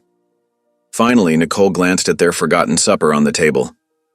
"It's gone cold," she observed. "Don't care." Sam pulled her closer, wrapping an arm around her shoulders. "Got everything I need, right here." Nicole leaned into his embrace, marveling at how natural it felt now. "You know, they'll still talk. The town, I mean. Let them." Sam's voice rumbled in his chest against her ear. "Reckon we've proved we're stronger than their talk." Outside, an owl called softly in the darkness. The night that had seemed so threatening earlier now felt peaceful, wrapped in the warmth of Sam's arms and the certainty of belonging. "I love you," Nicole whispered, saying the words for the first time. "Not because you defended me or offered me shelter. Because you saw me, really saw me, when everyone else looked away." Sam's arms tightened around her. He didn't say the words back, not yet, but Nicole felt them in the gentle kiss he pressed to her hair, in the way he held her like something precious. They would face more challenges, she knew. The town's acceptance wouldn't come easily, and the railroad's decision about the depot still loomed over them. But none of that seemed insurmountable anymore. They had weathered their storm together, and emerged stronger for it. The fire burned low as they sat there, two souls who had found each other in the vast wilderness, making plans for their shared tomorrow. The morning sun cast long shadows across the cabin's wooden floor as Nicole arranged benches for her students. Her hands still trembled slightly, lingering weakness from her fever, but determination kept her movements steady. Sam watched from the doorway, his broad shoulders blocking the light. "Sure you're strong enough?" he asked, concern roughening his voice. Nicole smoothed her apron and smiled. "These children need their lessons, and I need to prove I'm more than what the town fears." Sam nodded, understanding in his eyes. He stepped forward to move the heaviest bench, then paused to squeeze her shoulder gently before heading out to tend the animals. The first tentative knocks came just as Nicole finished setting out the chalk and slates. She opened the door to find Mary Thompson, the miller's youngest, clutching a handful of wild violets. "Teacher," the little girl whispered, holding out the flowers. "Mama said we could bring these to welcome you back." Nicole's throat tightened as she accepted the small bouquet. "Thank you, Mary." "They're beautiful." More children arrived, each carrying their own offerings, dandelions, spring beauties, even a few early columbines. By the time lessons began, Nicole's table held a rainbow of wildflowers in an old mason jar. Their sweet scent filled the air as she led the children through their letters and numbers. Through the window, she caught glimpses of Sam working in the yard. Each time he passed, his eyes found hers, checking, protecting. The memory of his fierce defense against the mob still warmed her heart. When lessons ended, the children lingered longer than usual, sharing stories of what she'd missed during her illness. Their chatter filled the cabin with life, drawing genuine smiles from Nicole. Even Sam, returning to fill his canteen, seemed lighter in their presence. As the afternoon shadows lengthened, Annaba appeared in the doorway. The Ute woman carried a bundle wrapped in soft leather, her dark eyes warm with greeting. "Sister," she said, using the English word with careful pronunciation, "you are looking stronger." Nicole welcomed her inside, offering tea made from the herbs Annaba herself had provided during her fever. They sat together, while the last children gathered their things and headed home. "I bring gift," Annaba said, unwrapping the leather bundle. "For wedding that comes." Inside lay a shawl of incredible beauty, soft wool dyed in earth tones and woven with intricate patterns. Nicole gasped as Annaba draped it around her shoulders.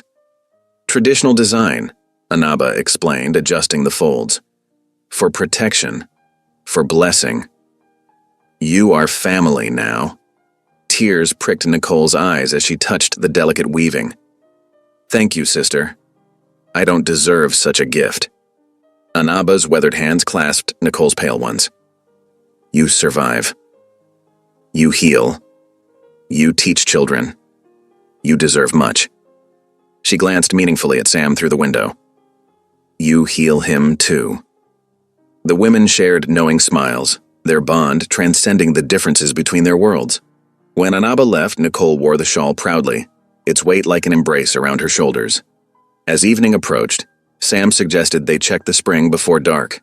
Nicole wrapped Anaba's shawl more tightly around herself and fell into step beside him.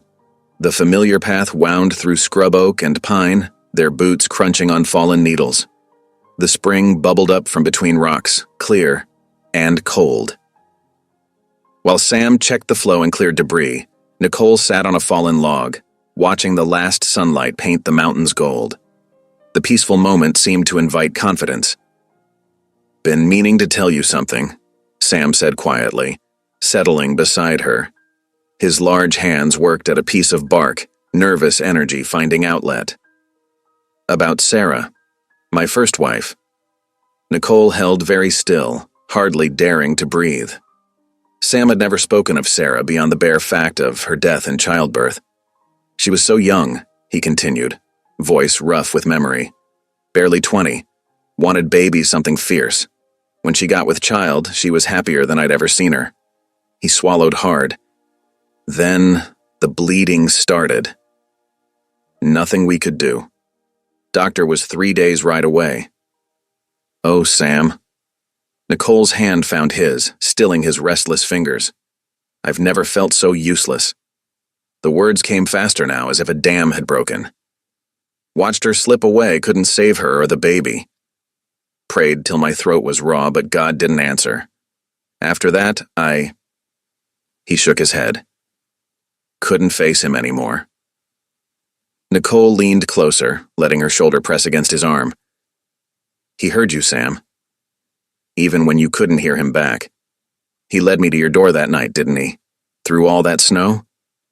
Sam's fingers tightened around hers. "Reckon he did at that." His voice softened. "When you took sick, thought history was repeating itself. Couldn't bear to lose another wife that way. But you didn't," Nicole reminded him gently. "I'm still here. And I believe Sarah is watching over you, grateful you found love again." They sat in comfortable silence as darkness crept through the trees. Finally, Sam stood, pulling Nicole to her feet. Their hands remained linked as they walked back to the cabin, each step feeling like coming home. The peaceful moment shattered when they spotted a rider approaching through the twilight. Sam's posture stiffened, but it was only young Tommy from the telegraph office, waving a yellow envelope. "Important message, Mr. Crane," the boy called, dismounting, marked urgent from the railroad office. Sam took the telegram, his face growing grave as he read. Nicole waited, heart pounding, until he handed it to her with hands that weren't quite steady. The message was brief but clear. The railroad board would meet in 3 days to make their final decision about Sam's land claim. Their marriage status and homestead validity would determine everything. 3 days, Nicole whispered, looking up at Sam. "So soon?" He nodded grimly.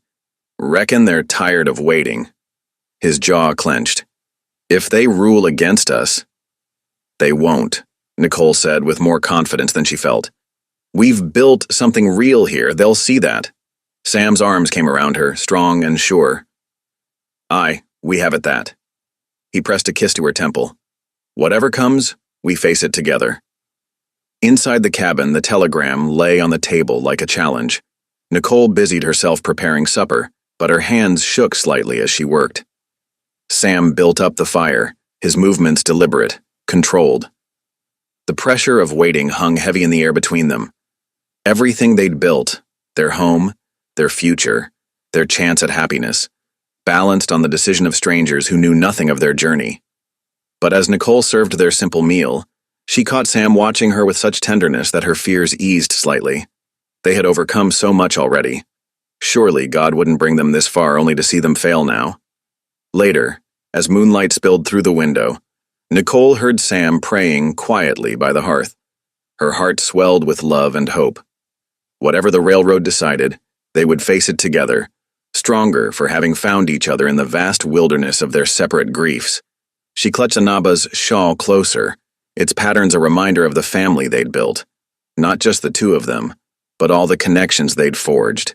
The children who brought flowers, the Ute woman who called her sister, even the townsfolk who were slowly beginning to see past their fears. 3 days. They would meet this test as they had met all others, with faith, courage, and the strength of their love to sustain them.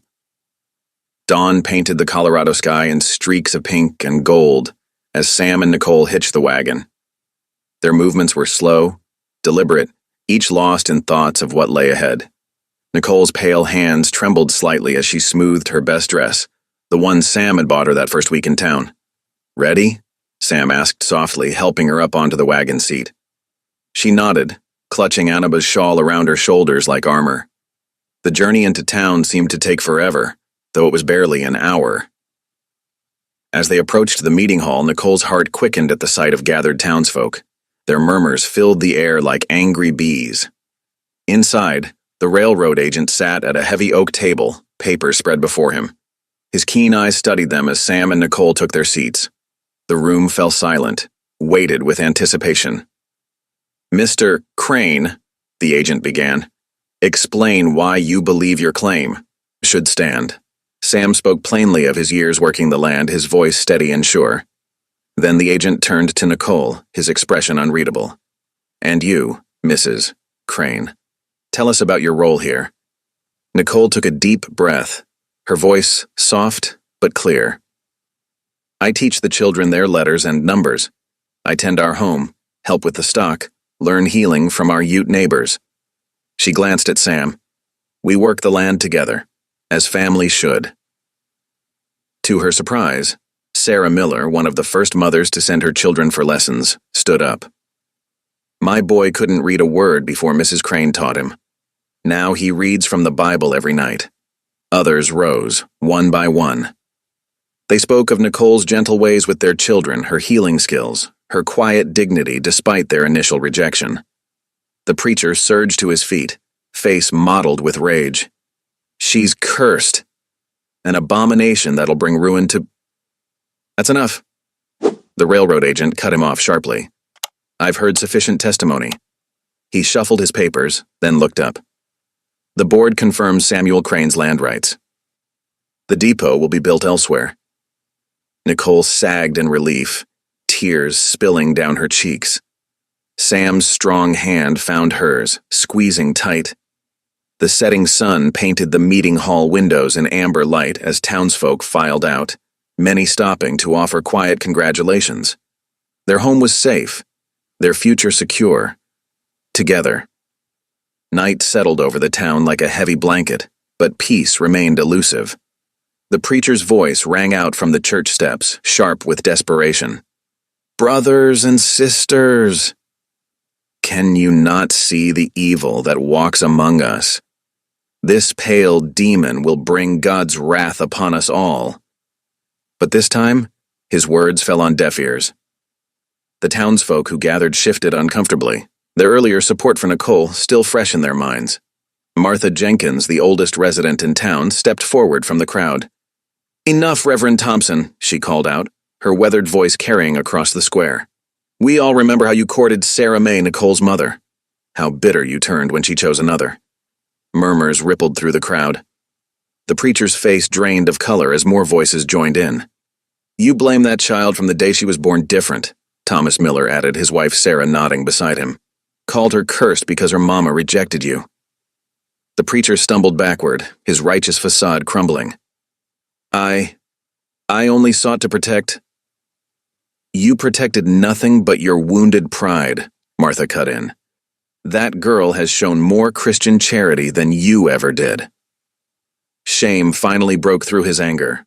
Without another word, the preacher fled the church steps, disappearing into the darkness. The congregation watched in silence as their spiritual leader abandoned his pulpit, taking his poisoned words with him. Under a canopy of stars, Sam and Nicole walked home, their boots crunching softly on the packed earth. Both were exhausted, but victory lightened their steps.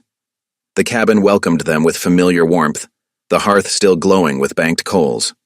Sam turned to Nicole, his rough hands gentle as he took hers. "You saved more than the land today," he said quietly. "You saved me. From loneliness, from bitterness, from becoming like him." Nicole's pale features softened in the dim light. "Perhaps," she whispered, "God made me this way not as a curse, but as a lamp." She touched her white skin thoughtfully. "To help others find their way through darkness, like I found mine." Sam's eyes glistened as he nodded, understanding at last that her difference was not a flaw but a gift, one that had brought light back into his world.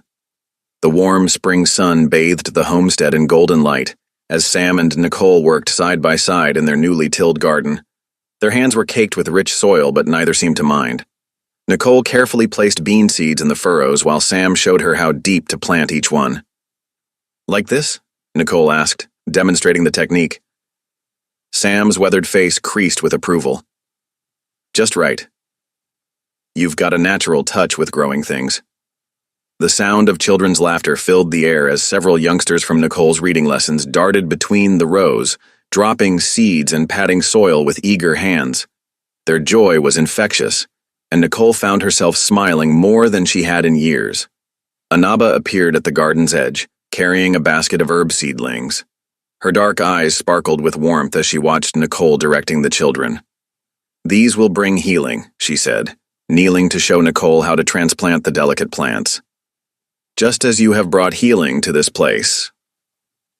Nicole felt her chest tighten with emotion.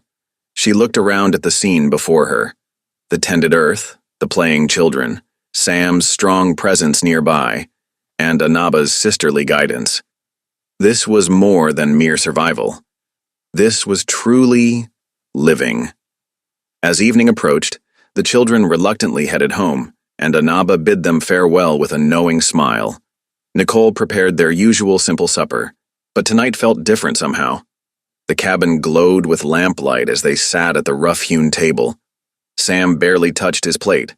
Instead, he reached across and took Nicole's hands in his calloused ones. His voice was rough with emotion. "Nicole May," he began, "I need to speak plain before God and you." Nicole's heart quickened as she met his gaze. "When I found you in that storm, I offered marriage for land and sons," Sam continued. "But that ain't what I want anymore." He squeezed her hands gently. "I want you as my true wife. Not for the railroad, not for children, but because you've brought light back to this home and to my heart." Tears sparkled in Nicole's pale eyes, catching the lamplight like diamonds. "Sam Crane," she whispered, "you saved my life that day. But here, with you, I've found so much more than just living." Sam stood, drawing Nicole to her feet.